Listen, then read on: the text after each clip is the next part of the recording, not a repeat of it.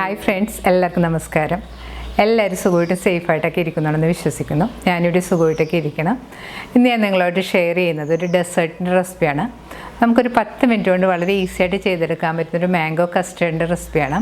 ഇപ്പോൾ മാങ്ങ ധാരാളമായിട്ട് കിട്ടുന്ന സമയമാണ്. അപ്പോൾ ഈ സമയത്ത് നമുക്ക് ഉണ്ടാക്കാൻ പറ്റിയൊരു ഈസി ആയിട്ടുള്ള റെസിപ്പിയാണ്.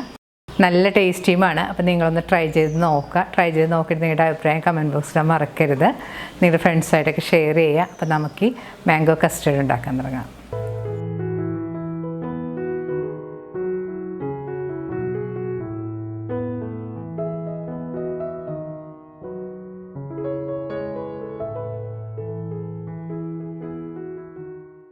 മാംഗോ കസ്റ്റേർഡ് ഉണ്ടാക്കാനായിട്ട് ആദ്യം നമുക്ക് കസ്റ്റേർഡ് പൗഡർ ഒന്ന് കലക്കി വെക്കണം.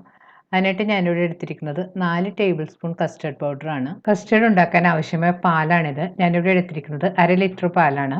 ഇനി നമുക്ക് വേണ്ടത് പഴുത്ത മാങ്ങയാണ്. ഞാൻ ഈ സൈസിലുള്ള ഒരു മാങ്ങയാണ് എടുത്തിരിക്കുന്നത്. നല്ലതുപോലെ പഴുത്ത് നല്ല മധുരമുള്ള അധികം നാരില്ലാത്ത മാങ്ങ ഇതിനായിട്ട് എടുക്കാൻ ശ്രദ്ധിക്കുക. കസ്റ്റേർഡ് പൗഡറിലേക്ക് ഞാൻ 1/2 കപ്പ് പാലൊഴിച്ച് കൊടുത്തിട്ടുണ്ട്. പാലൊഴിച്ചതിന് ശേഷം നന്നായിട്ട് മിക്സ് ചെയ്തെടുക്കണം. ഒട്ടും കട്ടയില്ലാതെ കലക്കിയെടുക്കണം.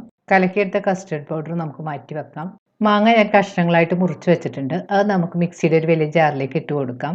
കുറച്ച് മാങ്ങ കഷ്ണങ്ങൾ നമുക്ക് ഇതിൽ നിന്ന് മാറ്റി വെക്കണം. അവസാനം നമുക്ക് ഗാർണിഷ് ചെയ്യാൻ വേണ്ടിയിട്ടാണ്. ഇനി മാങ്ങ ഒന്ന് നന്നായിട്ട് അടിച്ചെടുക്കണം. ഇനി പാലൊന്ന് സ്റ്റവിൽ വെച്ച് നമുക്ക് നന്നായിട്ട് തിളപ്പിച്ചെടുക്കണം. പാല് സ്റ്റവിൽ വെച്ചതിന് ശേഷം ഒരു വിസ്കോ സ്പൂൺ കൊണ്ട് നന്നായിട്ട് ഇളക്കി കൊടുക്കണം. ഇപ്പോൾ പാല് നന്നായിട്ട് തിളച്ച് വന്നിട്ടുണ്ട്. ഈ സമയത്ത് നമുക്ക് സ്റ്റവ് ഓഫ് ചെയ്യാം. ഇനി നമുക്കിതിലേക്ക് ആവശ്യത്തിനുള്ള പഞ്ചസാര ചേർത്ത് കൊടുക്കാം. ഞാൻ ഇതിലേക്ക് ഒരു 3 ടേബിൾ സ്പൂൺ പഞ്ചസാര ചേർത്ത് കൊടുത്തിട്ടുണ്ട്. മധുരമെല്ലാം നിങ്ങളുടെ പാകത്തിനനുസരിച്ച് ചേർത്ത് കൊടുക്കാം കേട്ടോ. പഞ്ചസാര ചേർത്തതിന് ശേഷം നന്നായിട്ട് മിക്സ് ചെയ്ത് യോജിപ്പിക്കാം. ഇനി നമുക്കിതിലേക്ക് കലക്കി വെച്ചിരിക്കുന്ന കസ്റ്റേർഡും കൂടെ ചേർത്ത് കൊടുക്കാം. കസ്റ്റേർഡ് ചേർത്ത് നന്നായിട്ട് മിക്സ് ചെയ്ത് കൊടുക്കണം. ഞാൻ പാല് തിളച്ച് കഴിഞ്ഞപ്പോഴത്തേക്കും സ്റ്റവ് ഓഫ് ചെയ്തിട്ടതിന് ശേഷമാണ് പഞ്ചസാരയും കസ്റ്റേർഡ് പൗഡറും ചേർത്ത് കൊടുത്തിരിക്കുന്നത്. അങ്ങനെ ചേർക്കാൻ കാരണം എന്ന് പറഞ്ഞാൽ തിളച്ച പാലിലേക്ക് നമ്മൾ കസ്റ്റേർഡ് പൗഡർ ചിലപ്പോൾ ഒഴിക്കുമ്പോഴത്തേക്കും കട്ട പിടിക്കാൻ ചാൻസ് ഉണ്ട്. അപ്പോൾ ഇതുപോലെ ഒഴിച്ചതിന് ശേഷം വീണ്ടും സ്റ്റവ് ഓൺ ചെയ്തിട്ട് നമുക്കിത് കുറുക്കിയെടുത്താൽ മതി. കസ്റ്റേർഡ് ചേർത്ത് കഴിഞ്ഞാൽ നന്നായിട്ട് മിക്സ് ചെയ്ത് യോജിപ്പിക്കണം.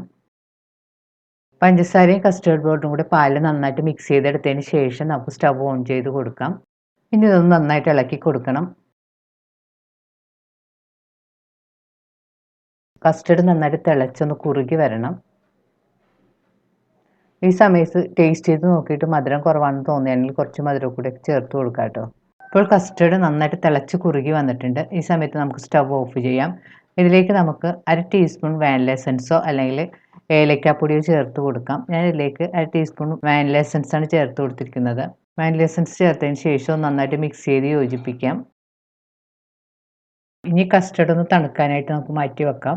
കസ്റ്റേർഡ് ഇപ്പോൾ നല്ലതുപോലെ തണുത്ത് വന്നിട്ടുണ്ട്. ഇതിലേക്ക് നമുക്ക് നേരത്തെ അരച്ച് വെച്ചിരിക്കുന്ന ആ മാങ്ങയും കൂടി ചേർത്ത് കൊടുക്കാം. മാങ്ങ ചേർത്തൊന്ന് നന്നായിട്ട് മിക്സ് ചെയ്ത് യോജിപ്പിക്കണം.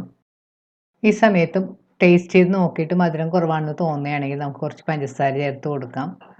ഞാൻ ഇതിലേക്ക് 1 ടേബിൾ സ്പൂൺ പഞ്ചസാരയും കൂടി ചേർത്ത് കൊടുത്തിട്ടുണ്ട്. വീണ്ടും നല്ലതുപോലെ മിക്സ് ചെയ്ത് യോജിപ്പിക്കാം. റെഡിയായ മാംഗോ കസ്റ്റേർഡ് നമുക്കൊരു ബൗളിലോ അല്ലെങ്കിൽ ഒരു കണ്ടെയ്നറിലോ ഒഴിച്ച് ഫ്രിഡ്ജിലേക്ക് തണുക്കാനായിട്ട് മാറ്റി വെക്കാം. ഇത് നമ്മൾ ഫ്രീസറിലൊന്നും വെക്കേണ്ട ആവശ്യമില്ല. ഫ്രിഡ്ജിൻ്റെ തട്ടിൽ വെച്ചാൽ മതി. ഫ്രിഡ്ജിൽ വെച്ചിട്ട് 3-4 മണിക്കൂർ തണുപ്പിച്ച് കസ്റ്റേർഡ് ഞാൻ പുറത്തേക്ക് എടുത്തിട്ടുണ്ട്. റെഡിയായ കസ്റ്റേർഡ് നമുക്ക് സർവിങ് ബൗളിലേക്ക് ഒഴിച്ചിട്ട് ഡ്രൈ ഫ്രൂട്ട്സോ നട്ട്സോ അതുപോലെ ഫ്രൂട്ട്സോ ഒക്കെ ഇട്ട് ഗാർണിഷ് ചെയ്യാം. ഞാനിവിടെ കുറച്ച് ആപ്പിളും മാംഗോയും ചെറിയൊക്കെയിട്ടാണ് ഗാർണിഷ് ചെയ്തിരിക്കുന്നത്. നിങ്ങൾക്ക് ഇഷ്ടമുള്ള ഏത് ഫ്രൂട്ട്സോ ഡ്രൈ ഫ്രൂട്ട്സോ ഒക്കെ വെച്ചിട്ട് ഗാർണിഷ് ചെയ്യാം കേട്ടോ. മാങ്ങ ധാരാളമായിട്ട് കിട്ടുന്ന ഈ സീസണിൽ വളരെ ഈസി ആയിട്ടും നല്ല ടേസ്റ്റി ആയിട്ടും നമുക്കൊരു 10 മിനിറ്റ് കൊണ്ട് ചെയ്തെടുക്കാൻ പറ്റിയ ഡെസേർട്ടാണിത്.